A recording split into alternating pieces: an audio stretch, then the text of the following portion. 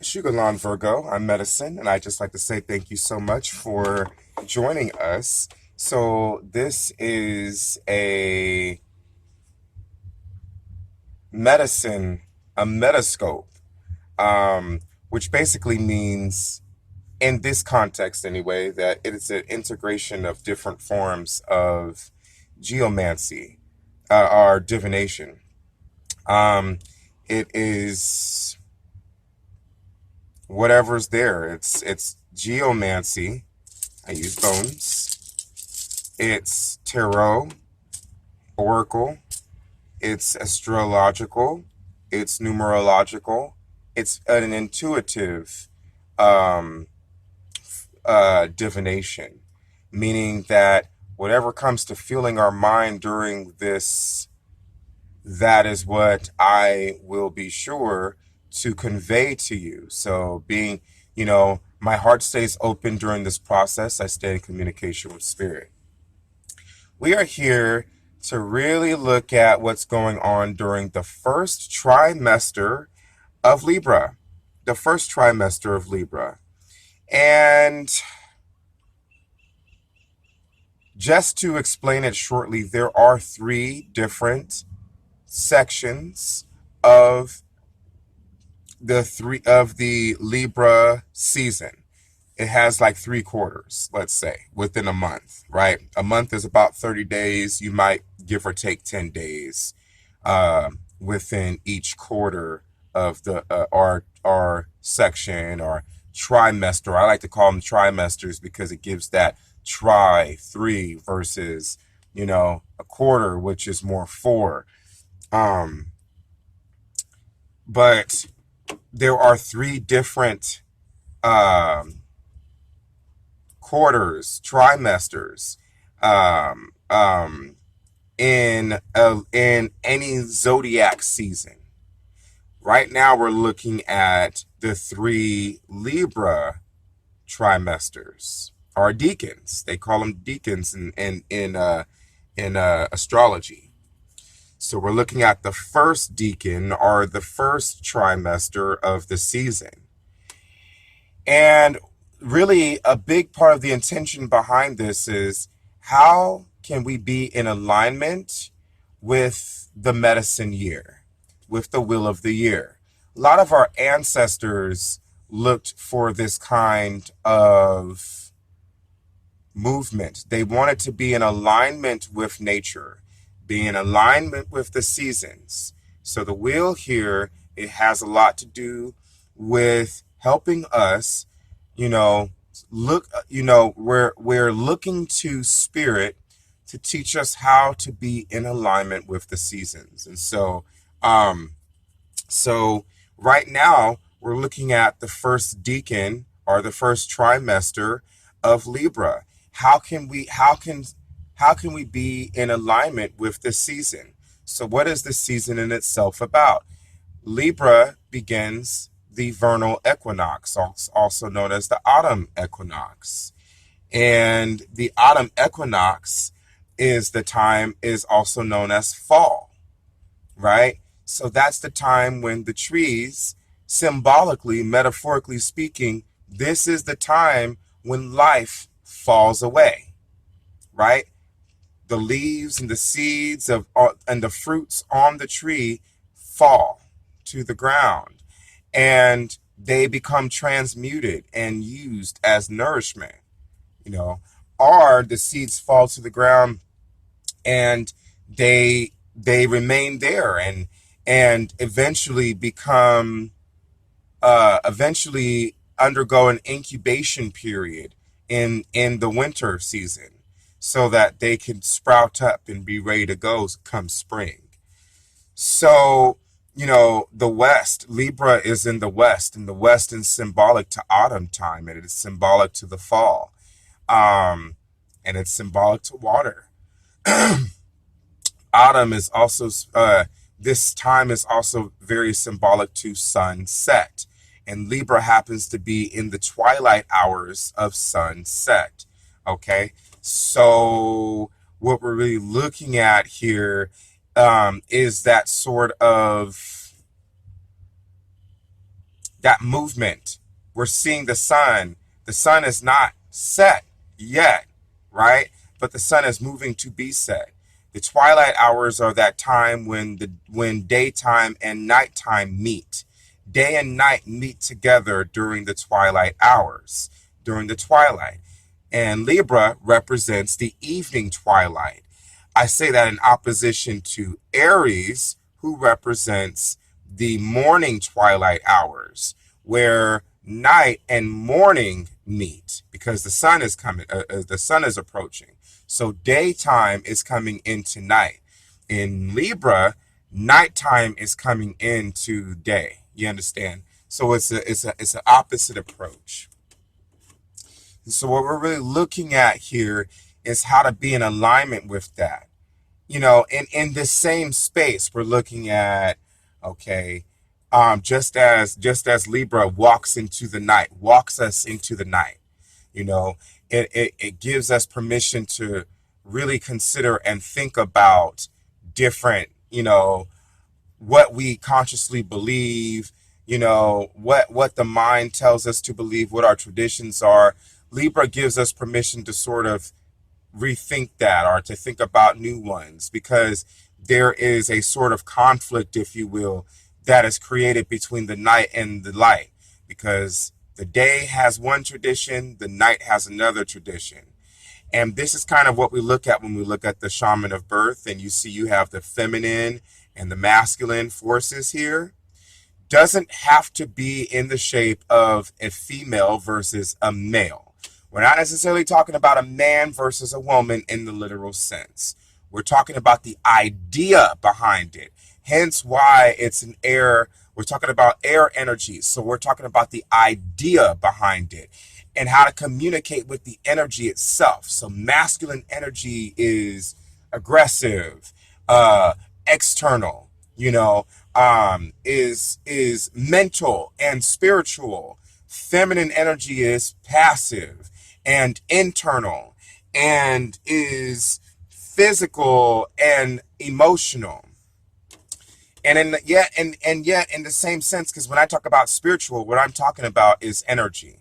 So, you know, the masculine is very energetic, which the soul, the spirit moves. That's like its central energy source. You understand? And so we're talking about vitality and energy when we talk about spiritual. We're talking about like that's the spirit, like that whole thing. That's the spirit, you know, that whole thing.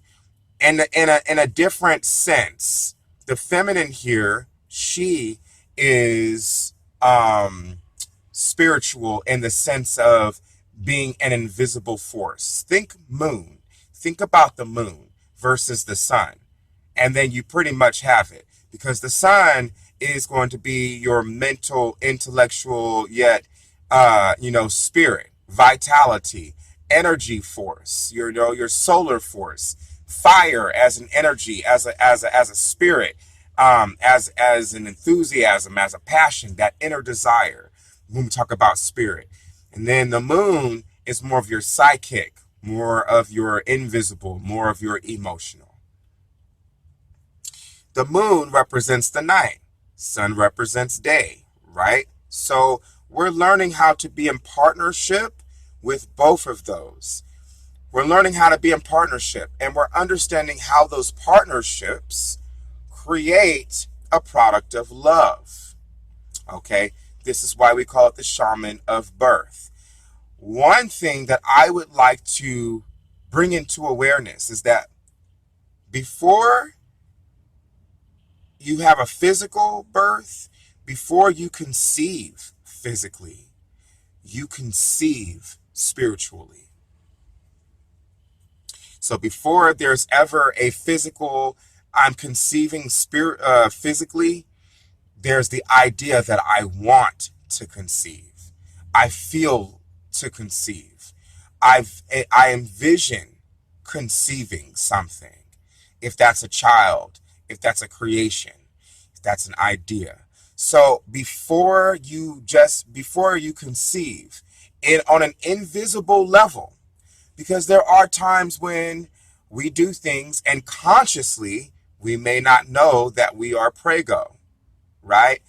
Consciously we may not be aware of the fact that we are with child, whether you're a man or a woman, because you can still be a male and be with child, in the sense that if your partner is pregnant, so are you. Or, you know what I mean? Like in just, you can really just kind of get beyond and expand your knowledge there with that. But my point being is that you may not necessarily be consciously aware sometimes, but um, there's still your invisible force, the unconscious awareness that you are. Your conscious awareness may not be hip to the game, but your unconscious awareness is. And so learning how to communicate with the different forms of consciousness is really important. For example, your soul, your spirit, your feelings, your unconscious self knew that it wanted to get pregnant long before you consciously were aware of the fact that you wanted to get pregnant. That's just an example, okay? Um, um, but what that causes a lot of times is for things to be out of alignment. So Libra, the energy of Libra looks to bring things into alignment.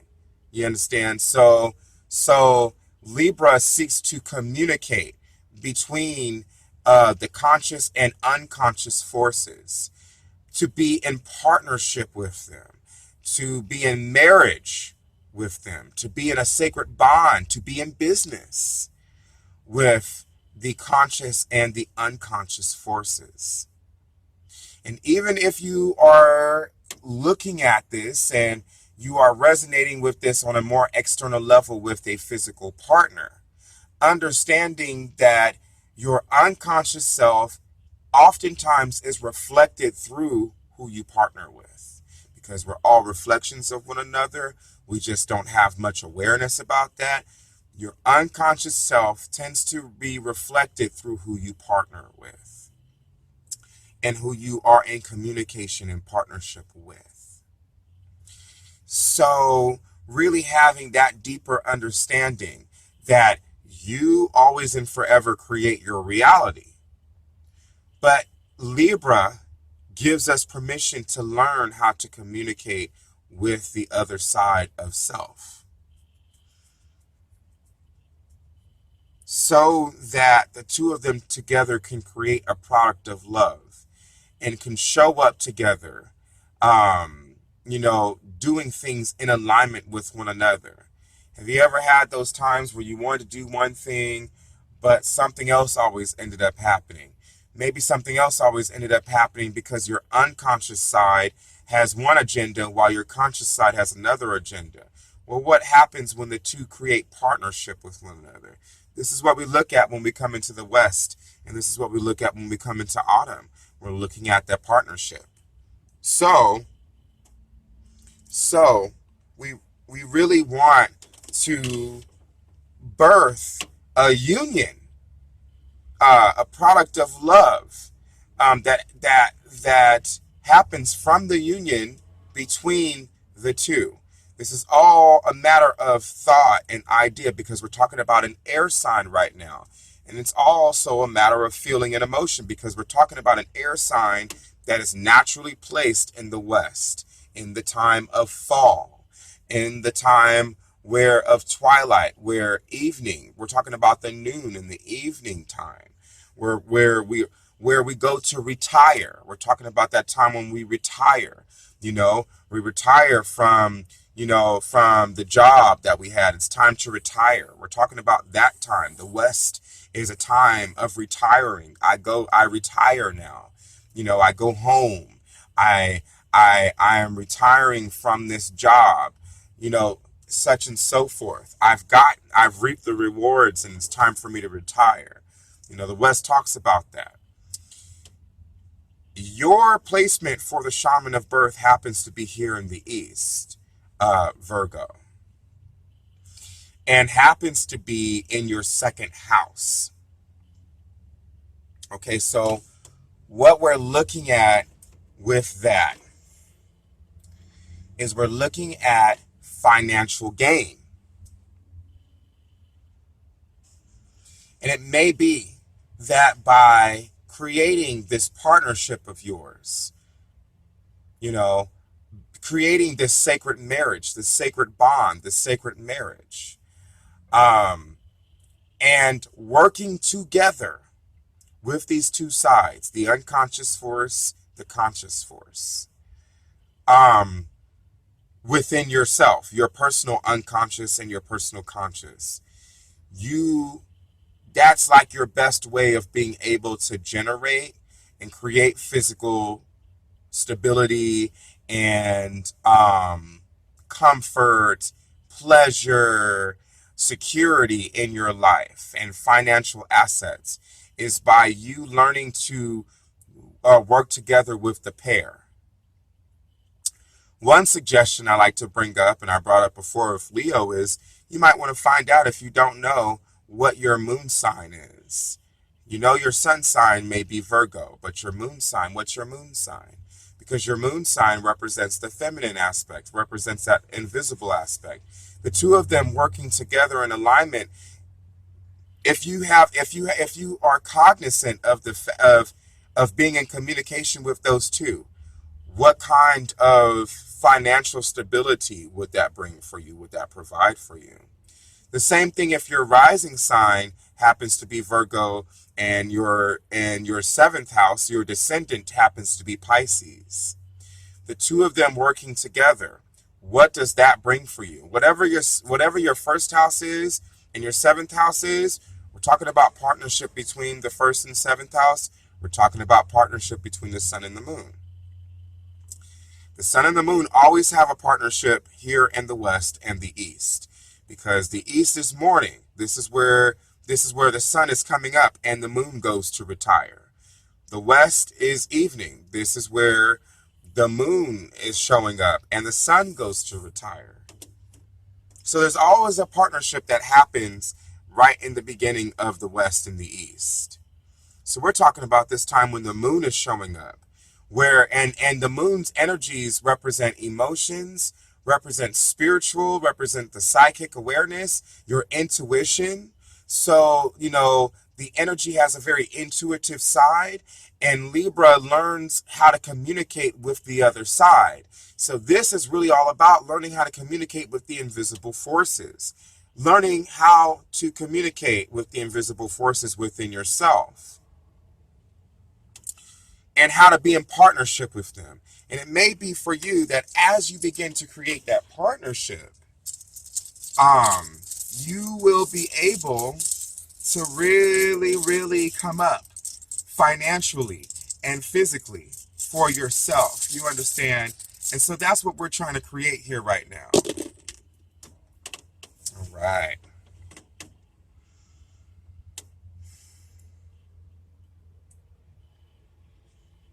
Okay, so lights out. Lights out. These are my bones. The first bone here is I have your sun shell, which happens to be here. And then I have the obstacles, but an inner, with five dots, and then I also have an upside down. Okay, so I see lots of trouble going on. I see lots of issues going on.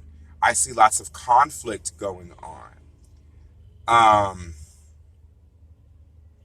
Maybe there's an inability to know how to sort of step aside, and allow yourself to be in the darkness and allow yourself to work behind the scenes. Maybe there's an inability to um, be able to see the other side, to be able to allow yourself to free yourself from the identity that you have produced thus far. Because whenever I see the sun shell, I look at identity and I look at ego and, I look at divine purpose. But I also, with this upside down, I look at arrogance. We take a look at We take a look at someone that might be tyrannical, someone that might be arrogant, um, someone that might be my way or the highway, someone that might be false and tell lies in order and or just for the glory of it, because they want to be able to be glorified. So someone that's falsely looking for glorification versus someone who simply finds glorification by being, but just by doing and being who they are naturally, divinely. It's all divine. But someone tries to create it by, by falsely seeking glorification. I see an inability to free oneself here with my volcanic dress, and an inability to free yourself with this shell, with this bone. There's an inability to free yourself. There's an inability to let yourself go completely, to let yourself be free, to release yourself, to release your divine self out into, and I think maybe that's part of why there's an energy of needing to seek glorification here, because I don't know how to release myself fully and completely, because I'm so maybe caught up in tradition. I'm so maybe caught up in certain thought forms and belief systems. I don't know how to simply let myself be free and simply let myself go. Because sometimes certain thought forms and traditions and belief systems, they can become a trap. And it's very hard for yourself to surrender, when you're caught up in fear and when you're caught up in a dogma or when you're caught up in a stigma of something happening or not happening. I don't know how to really just let myself go. And Virgo as an energy in itself has a very hard time understanding Pisces energy, which happens to be its polar opposite. Because Pisces energy works in the spirit realm and is more of they're both very selfless energies. But Pisces energy is more, for example, Pisces energy is more about slumber and about working and about doing sacred work within the dream space, while Virgo energy is more about doing sacred work in the physical space.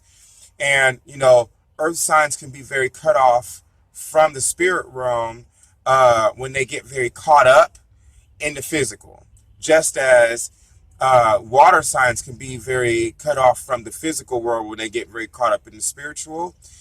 Earth signs can be very cut off from the physical world when they get caught up, cut off from the spiritual world when they get caught up in the physical. So when you get to a space where you start to become very deeply concerned with vanity and materialism, things like that, and image, for example, image and how you show up to the physical world, and especially in today's world, because we live in a world where that, spirituality is not given much recognition. It's not really recognized, and neither are feelings and emotions. Virgo, being a more logical and physical energy, may have a very difficult time connecting with emotional, spiritual energy. You understand? May have a very hard time understanding it, because Virgo is always within the practical, because it's always within the physical. Um, but what I find about Virgo is that when you get into earth honoring, you get into a very spiritual space, because spirituality first came as a means to be in relationship with nature and with the earth. That is something that I have known that Virgos are in my experience, I've seen that Virgo energy is very, very good. Really, really can connect with the earth in that way. If you can understand that there are spiritual forces that are behind all of the workings of the earth energy, however, that's where the challenge may come in for you. Pisces may see that a little bit more. So anyway, we're really looking at an inability to be able to free oneself. And I'm getting that there's an inability to free yourself from your conscious self. Because this show right here happens to be right on top of the male energy. The male energy is an externalized conscious energy.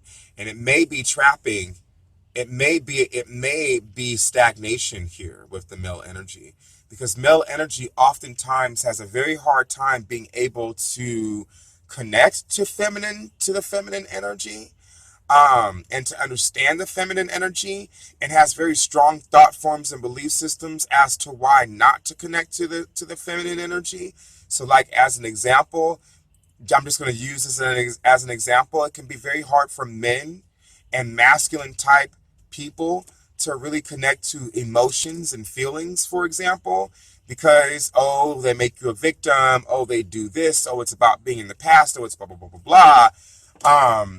It can be very difficult for the masculine energy that is more future bound to connect to the feminine energy that is more past bound and more foundational and more rooted, versus the masculine energy that is more forward and more futuristic. Neither of them are present, by the way, just so that we're clear about that. Neither of them are really present based. Both of them, one of them represents the past and one of them represents the future, but neither of them are really present based. They represent two sides of self, and it's up to self to be in the present. Anyway, more about that later on a different topic of discussion.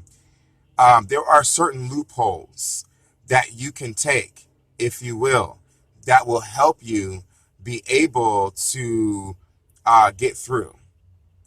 And part of that is the ability to question what you know. Um, there might be some moments of confusion that happen for you because you might begin to question what's true and what's not true.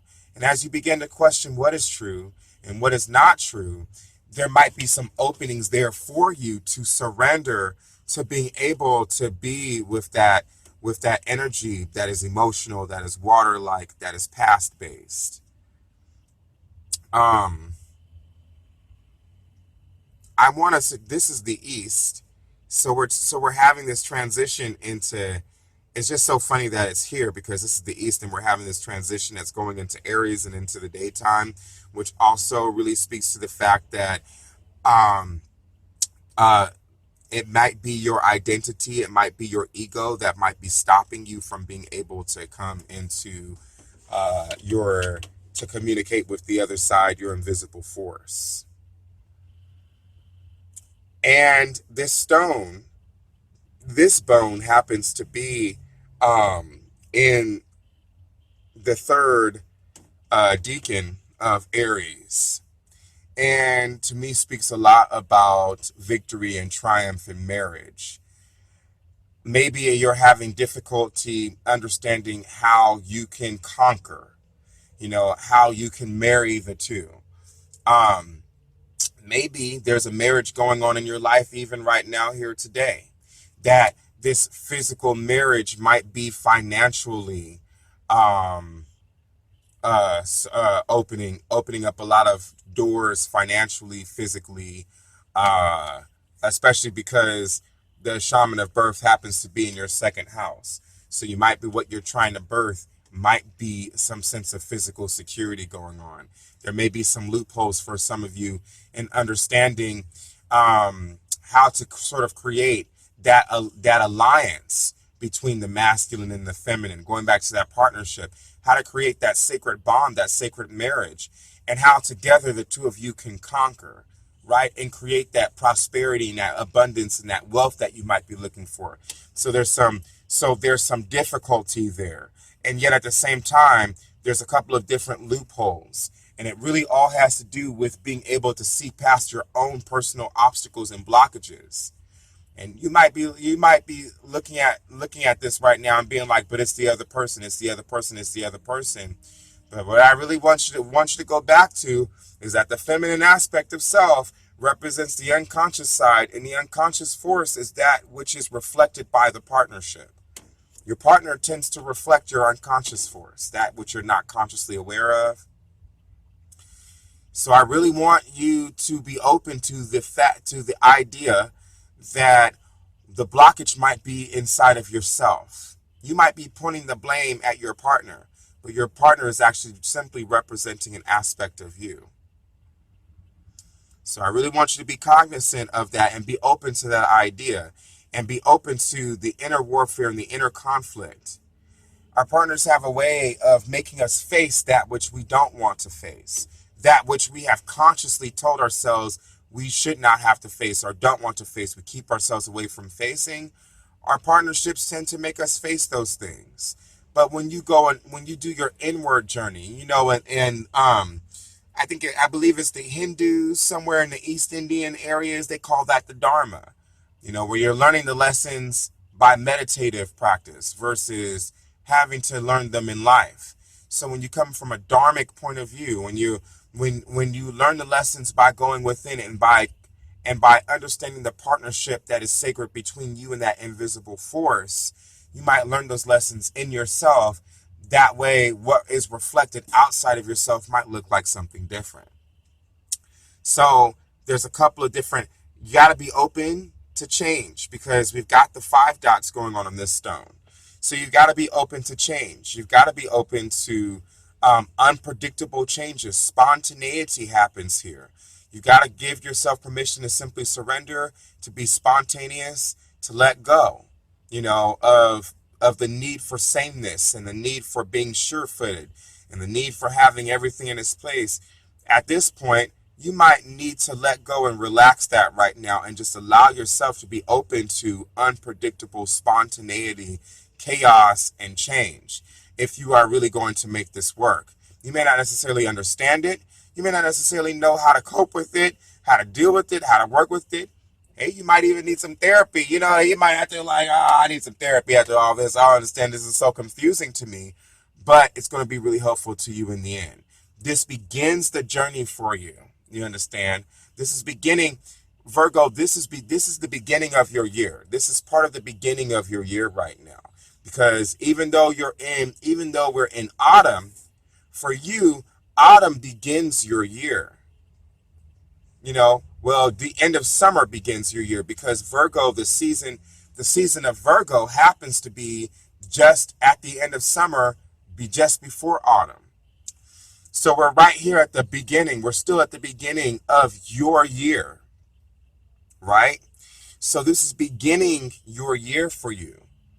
And if you start off with this, where that may take you, I don't know, but it's going to be a very good space. I would definitely say that if you give yourself permission to realize that this is a new year. With new year comes new energy. I've got to be able to release, let go, and allow chaos to ensue. Just allow it to happen. Allow the unpredictable to happen right now.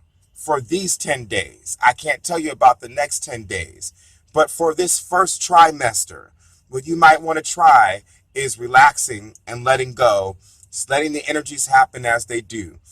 And you really might want to try learning to communicate with that inner self. Because once you can learn how to communicate with the inner self, the externalized forces are not as much trouble anymore because you've learned how to communicate with the inner self. So be open and receptive to that process. Don't allow yourself to get in your own way. Because this is what I see with these two, is you're allowing yourself to get in your own way, and that's where the frustration, that's where the obstacle is. You have to work really hard not to allow yourself to get in your own way. Work really hard to try to be open. Try to open your mind to something different, to something new. You can do this. I do believe in you, Virgo. I know that you can do this. And it will really work out for you very much in the end. So that's your medicine. That's the blessings. I hope this has served you. I hope it continues to serve you. Thumbs up, like, and subscribe if you appreciated it, if it resonated with you. You know, and of course, as always, I'd love to hear feedback, and I'd love to hear, you know, if anything spoke to you or anything like that. And, I look forward to working with you. I thank you so much for being in Circle. If you have any questions, feel free to send me a message, drop me a line, and I look forward to the next trimester. I got